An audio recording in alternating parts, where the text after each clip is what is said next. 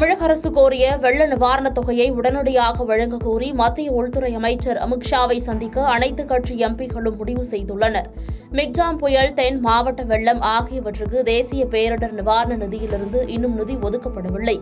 இந்நிலையில் வெள்ள நிவாரணத் தொகையை உடனடியாக ஒதுக்கீடு செய்ய வலியுறுத்துவதற்காக மத்திய அமைச்சர் அமித்ஷாவை சந்திக்க தமிழகத்தை சேர்ந்த அனைத்துக் கட்சி எம்பிக்களும் நேரம் கோரியுள்ளதாக முதலமைச்சர் மு.க.ஸ்டாலின் தெரிவித்துள்ளார். மேலும் அவர் மத்திய அமைச்சர்கள் மத்திய குழு ஆய்வு செய்த பின்னரும் எவ்வித நிவாரணத் தொகையும் பெறப்படவில்லை.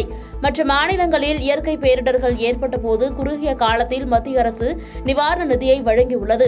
ஆனால் தமிழக அரசு கோரியுள்ள 37,907 கோடியை உடனே வழங்க வேண்டும் என குறிப்பிட்டுள்ளார்.